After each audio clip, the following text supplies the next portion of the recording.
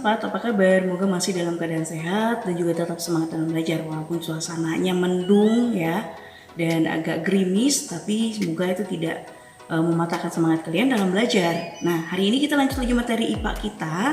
Silakan buka buku kamu halaman 79. Hari ini kita akan membahas tentang pengaruh gaya magnet dan gaya gravitasi dalam kehidupan sehari-hari. Nah, tapi untuk pertemuan kita hari ini cuma membahas gaya magnet ya. Untuk gaya gravitasi kan kita bahas pada video selanjutnya. Nah, untuk gaya magnet adalah gaya yang ditimbulkan atau yang dihasilkan oleh tarikan atau dorongan dari benda magnet. Benda magnet ini sendiri itu terdiri jadi dua ya. Ada yang disebut dengan benda magnetis dan ada benda non-magnetis. Benda magnetis artinya adalah benda yang dapat ditarik atau didorong oleh magnet. Sedangkan benda non-magnetis artinya adalah benda yang tidak dapat ditarik atau didorong oleh magnet. Nah, dan seperti yang tertera di buku kamu di halaman 79, istilah magnet ini berasal dari sebuah daerah kecil di Asia yang disebut dengan Magnesia ya.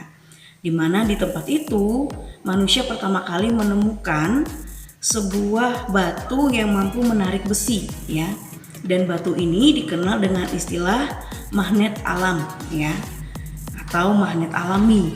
Dan lama-kelamaan karena perkembangan zaman ya, sifat kemagnetan itu diolah oleh manusia ya menjadi sebuah magnet buatan, di mana sifat kemagnetan itu dimanfaatkan oleh manusia untuk membantu pekerjaan dari manusia itu sendiri ya dalam kehidupan sehari-hari. Jadi ada istilah magnet alami, magnet buatan.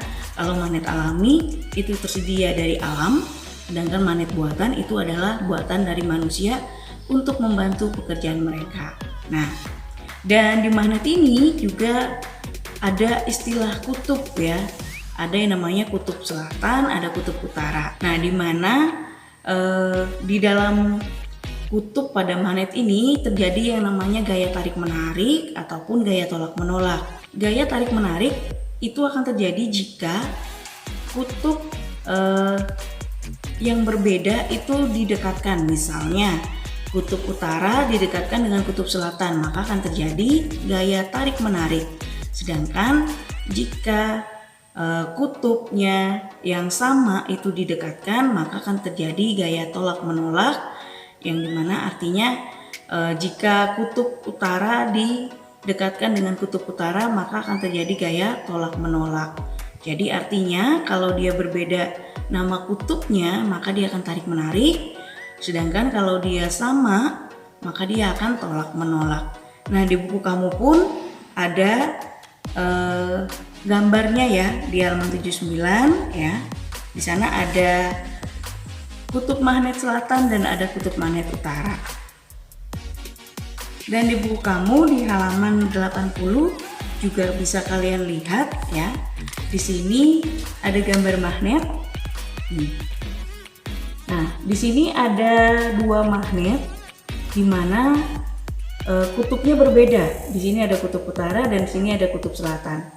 Dimana kalau mereka didekatkan maka akan terjadi yang namanya tarik menarik, sedangkan kalau dia sama seperti ini maka dia akan tolak menolak. Ini akan menentukan yang mana magnetis dan mana non magnetis. Kalau dia benda ini ya tertarik pada magnet, maka dia disebut dengan benda magnetis, sedangkan kalau dia tidak tertarik maka dia disebut dengan benda non magnetis ya. Nah, itu secara garis besar tentang gaya magnet ya dan juga penjelasannya. Nah, gaya magnet ini juga dimanfaatkan oleh manusia untuk beberapa kegiatan ataupun alat ya, dimana untuk membantu pekerjaan manusia. Contohnya misalnya adalah pada penggunaan kompas ya.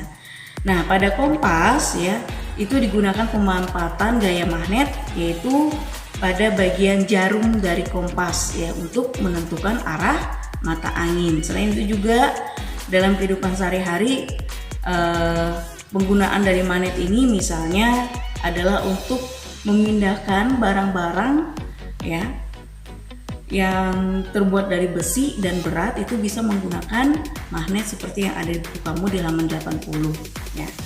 Dan masih banyak lagi kegiatan ataupun alat yang digunakan dengan memanfaatkan gaya magnet ini ya. Oke, dari pembahasan kita, penjelasan tentang pengaruh gaya magnet tadi, Bu harap kalian lebih memahami dan lebih mengerti lagi ya dengan apa materi kita hari ini. Dan Ibu harap hal-hal yang pentingnya kalian tuliskan di buku kamu. Dan untuk kegiatan kamu di rumah, silahkan kamu tuliskan soalnya. Buatlah 10 daftar benda dan kelompokkan 10 benda tersebut berdasarkan sifat kemagnetannya ya. Apakah dia bersifat magnetis atau bersifat non magnetis? Oke, silakan kalian cari 10 benda yang ada di rumah kamu ataupun di sekitar kamu, di mana kamu kelompokkan berdasarkan sifat kemagnetannya. Apakah dia bersifat magnetis atau non magnetis? Oke, silakan kalian kerjakan dan dikumpulkan pada waktu yang sudah ditentukan. Sampai di sini dulu materi kita hari ini. Ingat, tetap sehat, tetap semangat, selalu jalankan protokol kesehatan untuk menjaga kesehatan kita sendiri dan orang-orang di sekitar kita. Dengan selalu menerapkan 3M, yaitu menggunakan masker, mencuci tangan dengan sabun, dan menjaga jarak. Sampai di sini dan sampai jumpa.